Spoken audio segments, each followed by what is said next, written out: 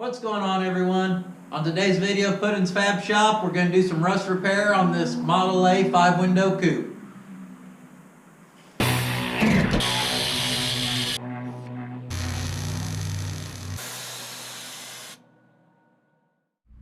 So before we get started on this Model A, I just want to take the time to say from my family to yours, Happy Thanksgiving. Hopefully you guys got a day off work, got to spend some time with your family, or just relax, whatever. I know I told you I was going to order t-shirts, so I did get the t-shirts in. They're just like the same that I always have, except here on the back they do have the Tecumseh, Oklahoma and the YouTube and Instagram symbol. So if you want one, I do them $25 shipped, and I'll get you taken care of. So the visor of this Model A, we did Dimple dye it, so we'll check it out now and I'll show you how I did that. So when I went to do the Dimple dyes on this car, the visor is welded to the roof. It's molded on. This visor is a little wavy. It's not perfectly straight, and it's kind of low over here, kind of high over here kind of thing. So I really had to find a medium where everything kind of looked good. So the way I did that was just found me a couple points over off this side and this side to use as a reference to come across to the middle. I'd come off down here, off the cowl in the corners to the center, and I did a handful of measuring until I found the place that I believe was most center of this visor. Now once I had it, I used my level here. I checked right there to see how level it was. I did some comparison on the whole car, whether it be off like the body lines or inside there on any of the structure, just the area that was nice and flat, and they were all matching pretty well with this visor. So then I just jacked this dolly up until this visor was reading level, and it was also reading level with the rest of the car. So once I had it, had the car level, there's a little lip on these, a little lip up here. I split the difference in between them. Mark gave me a mark in the center there, and then I used the level actually by putting it on that mark and reading until it was level as well, and I just drew across there. And then I actually just carried my level down the whole way, and it worked out. I ended up with a line that runs through the whole center of this visor, and it looked good. It was a little unorthodox way to do it, but it made it work with this visor being a little crooked. Once I had that, it was just basically picking out which hole size I wanted to go with the Dimple dyes that I have, and after that, a little math, figure out how much of a distance I want to put in there, mark them out. I used my little spring-loaded punch, gave me a little spot to be able to start my pilot for my drill bit, drill and hole saw, and then with my swag off-road Dimple dyes, it makes it nice because I can carry the Dimple dye over here to the car, use a 1/2-inch bolt, go through it, impact it on, and you're done. So they turned out good. The customer, he's happy. I think they look awesome. You see this a lot on Model A's, and I think as far as the spacing and the hole size, I think we nailed it. So he's happy, I'm happy, and you can see it looks awesome.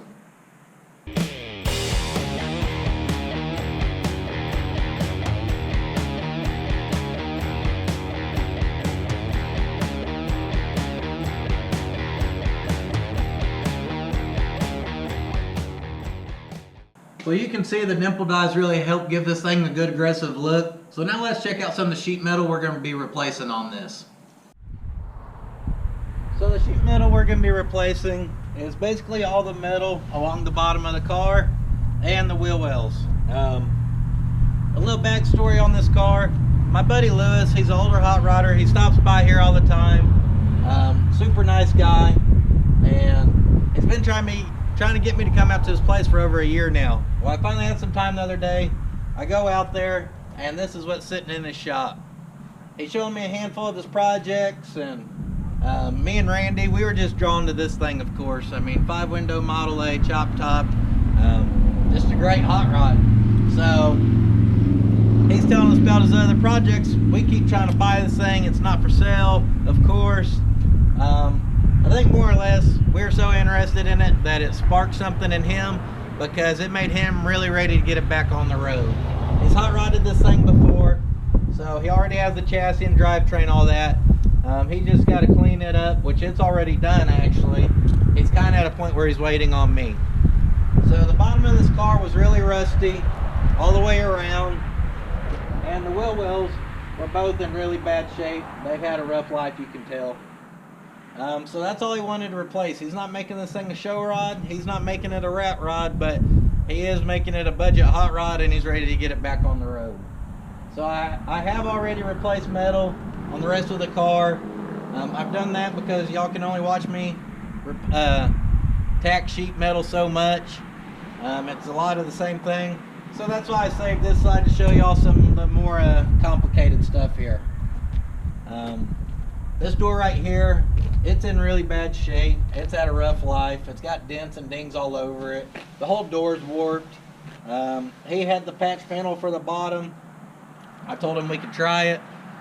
We did. Of course, once I cut that door, all that metal that was looking for somewhere to go, it ran down there. And this door is pretty wavy down here. My offer to him is to get the door skinned, where we can skin it up to this body line, and I'll come over one morning and skin that whole door for him, and we'll get it fixed up right. So let's get started on this side now. Well, our weather changed on us. It's cold and windy out, so I'm having to keep the shop closed up. So we got one shot at this thing basically. We're gonna start replacing this metal here. Lewis did provide patch panels, so panels seem to be good quality. I've been impressed with them so far with the other metal I replaced. So we'll get this old metal cut out, clean up the metal behind there, probably get it in some primer, and we'll start fitting the new patch panels back on and see what it takes to create the metal right here in this corner.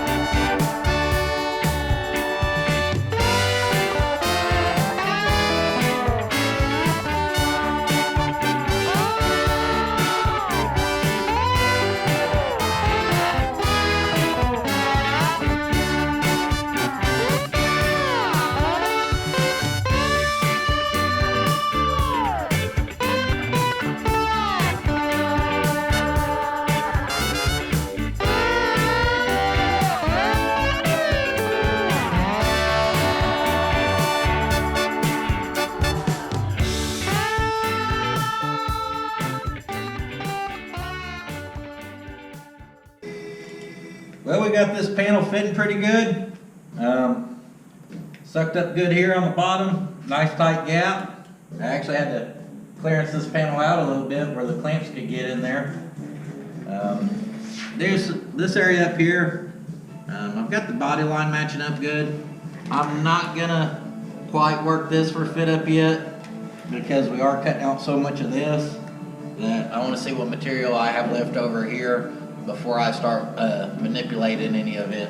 So everything's lining up pretty good. Next thing we'll be doing is getting these cut out and starting on them.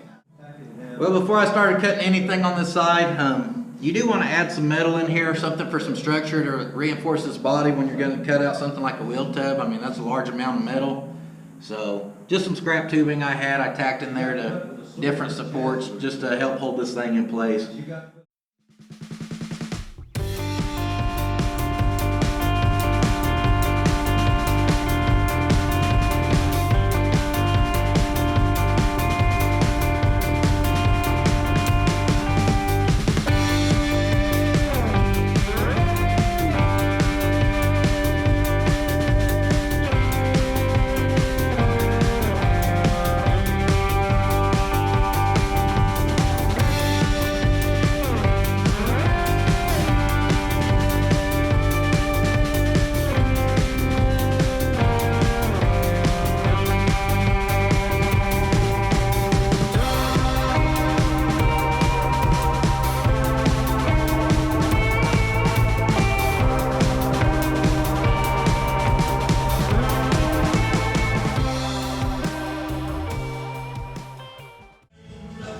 little surprise back here. Got some rust. That's been cut out before. Man. It sucks fixing this and not being able to cut this all out and just do everything because, I mean, this is just middle lap, middle lap, middle lap, but all we can do is roll on. I'm gonna have to get this stuff cut back out of the way. That way the wheel well can go up to it. This piece here, since it's pretty well rested, I think I'm just gonna replace it up to where this metal flattens back out, about right in there. It's good and strong up in there, so that's all I can do.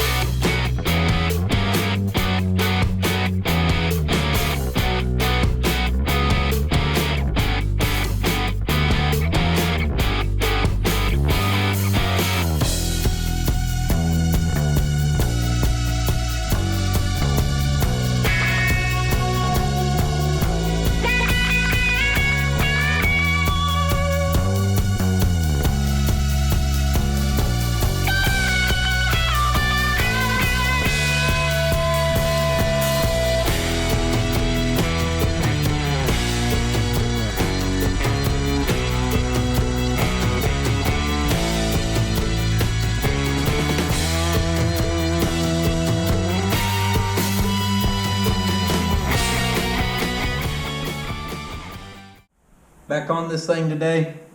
Got it fitting up pretty good here. Need a little bit more hammer and dolly work on the car side of things here.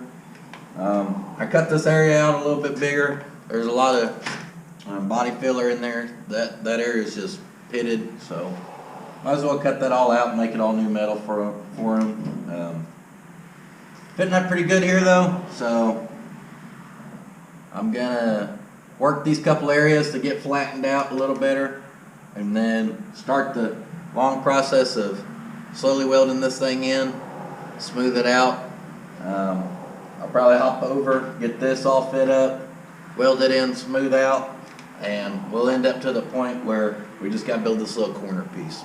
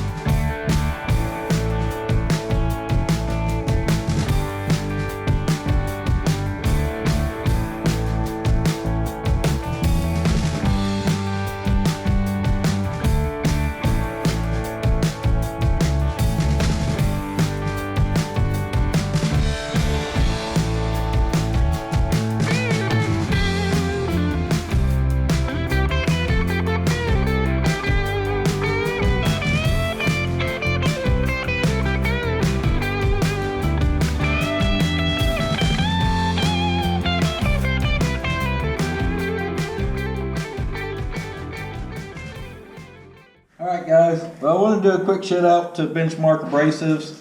I tried some of their products. I found them on Instagram, and they ran one of their little promos at one point. I ordered a lot of stuff from them, tried it out, and I wish I could tell you I was being paid to say this or something, but I'm not. I'm just doing it because they have good products. These little mini flappers, they work awesome. They got really good life on them. They're kind of pricey. I thought they're just under $2 a piece, but the amount of metal you can remove with one of these and how well it lasts is definitely worth it. They're little 2-inch Rolox. I usually buy the cheap stuff off of Amazon, cheapest thing I can find. These things cost a little bit more, not much, and the life on them is definitely double off of the cheap ones I was getting off Amazon. So you're paying a little more, but you're getting twice the life out of them. It's totally worth it. Y'all give them a follow on Instagram. They do a thing called Flat Disc Friday where you can tag friends in it. They randomly draw people. I actually won a couple weeks ago. They'll send you some flat disc and other stuff. So y'all go give them a follow if you're on Instagram. If not, check them out. You can Google them and find them. It's Benchmark Abrasives, and we'll keep rolling on this thing. What's going on, brother? Y'all should see my driver's license. It's awesome. I had to get one, so I shaved the middle out. Anyways, I got out here yesterday. Got most of this smoothed out. Pretty well done. Next thing I got to do is build this corner piece. So we'll start by doing a template. With the template, we'll be able to start bending or cutting out the metal and bending it how we need it.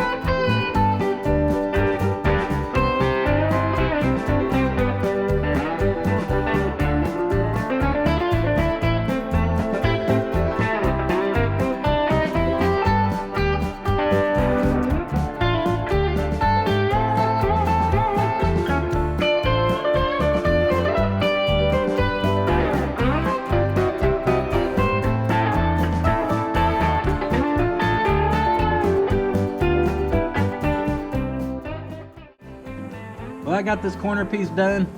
It's not perfect, but I did the best with what I have as far as tools goes. I'm happy with it, and I'm sure he will be. So that wraps it up on this thing. I'm gonna get it cleaned up, and I'll get a hold of him, see if he wants to come pick it up.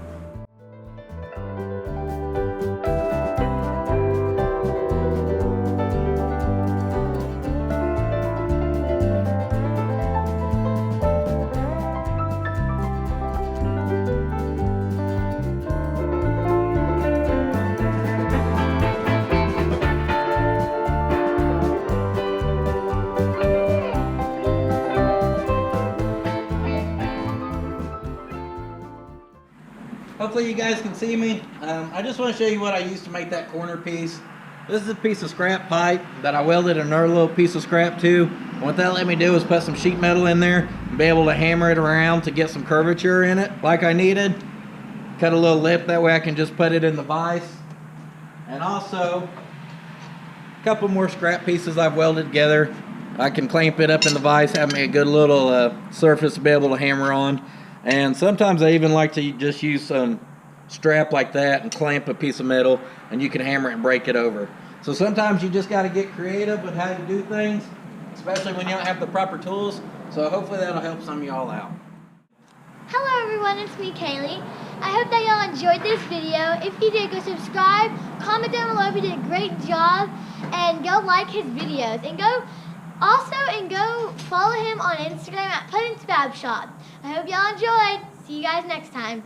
Nailed it.